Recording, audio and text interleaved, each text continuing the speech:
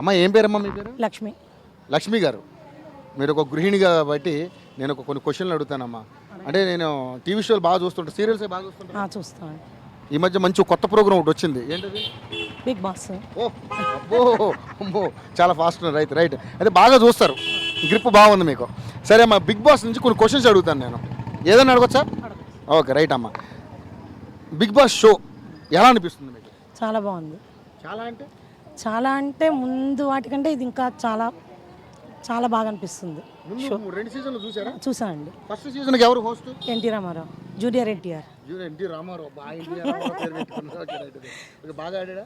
బాగా చేశాడు, గేమ్ బాగా చేశాడండి. ఓకే, తర్వాత నాని, ఆయన ఎలా చేశారు? ఆయన కూడా బాగానే చేశారు. సరే, ఇప్పుడు ఎవరు? ఇప్పుడు మన నాగార్జున గారు కింగ్. మన నాగార్జున గారు అంతే కదా మరి.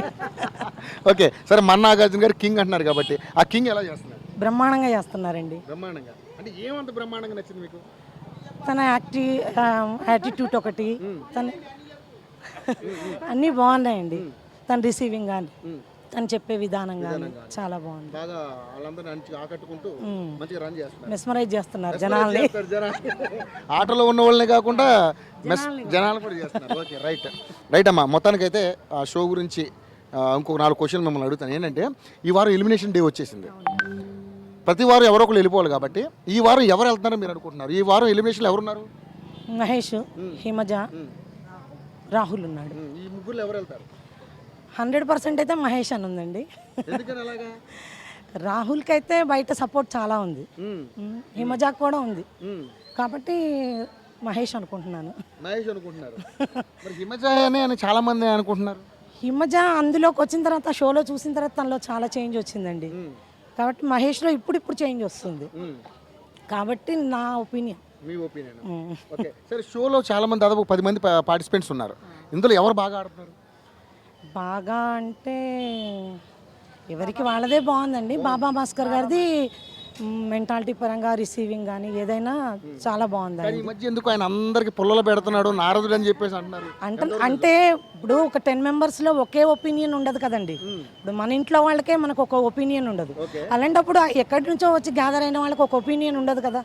మరి మెంటాలిటీ సెట్ అవ్వడానికి టైం పడుతుంది.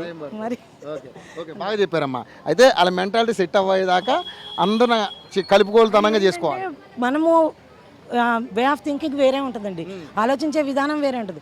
ఒకళ్ళకి పుల్లలు పెట్టే విధానం రాగా ఉండొచ్చు, ఒకళ్ళకేమో నచ్చవచ్చు, అది చెప్పలేం కదా. అది దాన్ని బట్టి మనము నెగిటివ్ ఎందుకు ఆలోచించాలండి, పాజిటివ్ ఆలోచిస్తే సరిపోద్ది కదా. సరే, పాజిటివ్గా ఆలోచించి చెప్పండి.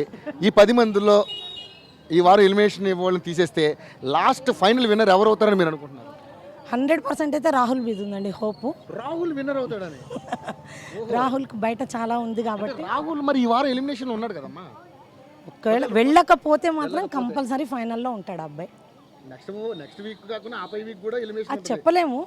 ఉన్నాడు అనుకోండి, లాస్ట్ ఫైనల్లో 4లో ఉన్నాడు అనుకోండి, ఏమో మేబీ రావచ్చు. మొత్తానికి షో మీద మీ అభిప్రాయం ఏంటమ్మా? షో చాలా బాగుందండి, ఆడవాళ్ళకి కూడా చాలా ఎంటర్టైన్మెంట్గా ఉంది, పీస్ఫుల్గా ఉంటుంది. ఆ టైంలో అందరం ఖాళీగా ఉంటాం. అవును, ఫుల్గా. రైట్ అమ్మా, థ్యాంక్ యూ.